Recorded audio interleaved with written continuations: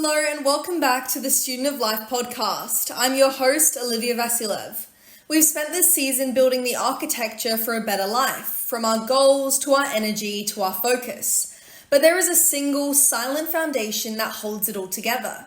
It's the ultimate performance hack, the memory architect, and the brain's master cleaner, all rolled into one. And most of us are chronically starving ourselves of it. Today we're talking about the thing you think you understand but probably don't. Sleep. Let's start by shattering the biggest myth, that sleep is just a blank period of nothingness. It's not a light switch between on and off, it's more like a highly sophisticated overnight factory shift where different specialized teams clock in to do vital work. The first shift is deep sleep. Think of this as the brain's filing clerk and maintenance crew. This is when your brainwaves slow down into a powerful, steady rhythm. In this state, something magical happens. All the short-term memories from your day, what you learned, what you experienced, that gets picked up from a temporary holding area called the hippocampus and are carefully filed away into the long-term storage of your cortex. It's literally the save button for your life. Without this, studying is pointless because the information just doesn't stick. This is also when your body releases human growth hormone, repairing tissues and strengthening your immune system. Then the night shift changes over to REM sleep. That's rapid eye movement sleep. If deep sleep is the filing clerk, REM is the brilliant, slightly eccentric artist and therapist. Your brain becomes incredibly active, almost as if you are awake, and you dream vividly. This stage is where creativity and problem solving happen. Your brain takes all the new files from the day and starts drawing wild, unexpected connections between them. It's where aha moments are born. At the same time, it's processing the emotional baggage of the day, stripping away the sharp, painful edges from stressful memories so you can learn from them without being haunted by them. And running through this whole process, especially during deep sleep, is what scientists call the Glymphatic System. This is the night cleaning crew. Your brain cells actually shrink a little and fluid rushes through the spaces, washing away the metabolic trash that accumulated during the day. This includes toxic proteins linked to diseases like Alzheimer's. So every night you are literally giving your brain a deep detoxifying cleanse. So if this incredible multi-layered process is happening every night, what's the real cost when we cut it short? It's so much more than just feeling groggy. First, you become forgetful. Without enough sleep, that memory filing process breaks down. That save function, it fails. You might sit an exam knowing you studied the material, but you just can't access it. The files are corrupted. Second, your creativity dries up. Without sufficient REM sleep, your brain doesn't get to do its creative cross-wiring. That breakthrough idea for a project, that clever solution to a problem, it likely would have emerged from a good night of REM. Without it, your thinking stays rigid and inside the box. Third, and this is a massive one, your emotions become unmanageable. Sleep deprivation, particularly a lack of REM, is like taking the volume knob on your brain's panic button, also known as the amygdala, and cranking it up to maximum. At the same time, it weakens the connection to the rational, calm CEO part of your brain, the prefrontal cortex. The result?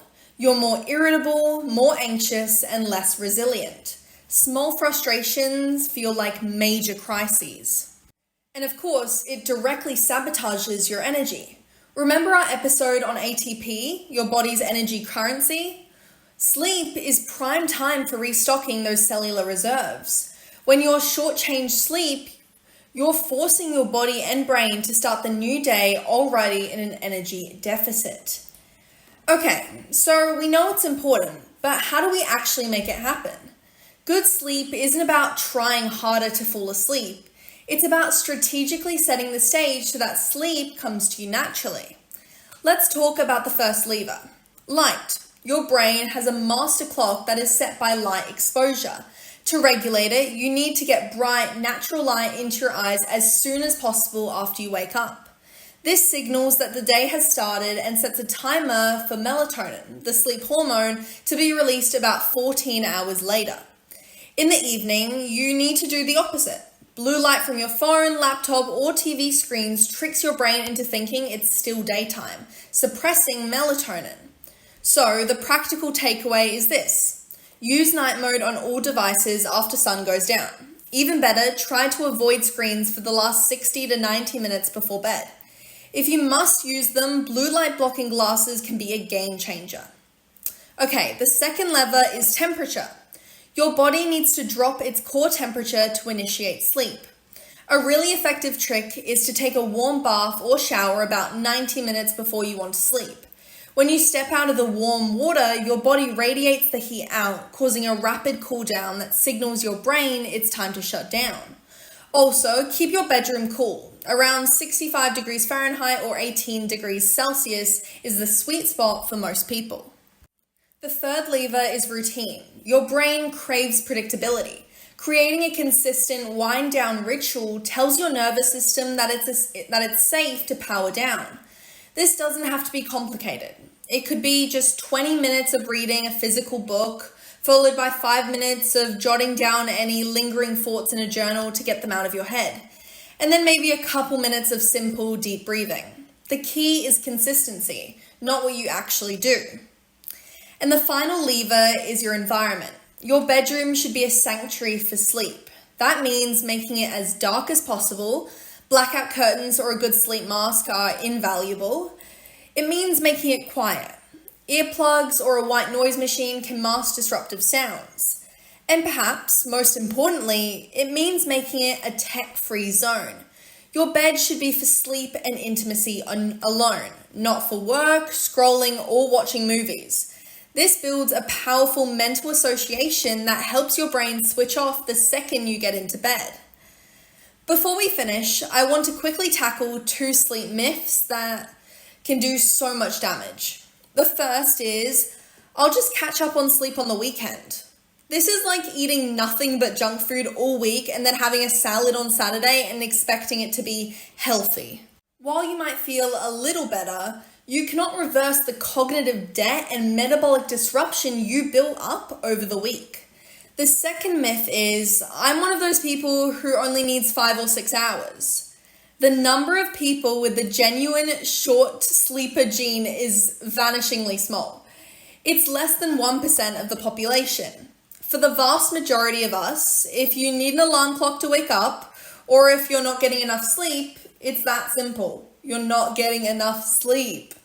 So, let's reframe this completely. Sleep is not a passive state of inactivity. It's an active, essential, and non-negotiable investment in every single facet of your life. Your brain power, your emotional resilience, and your physical health.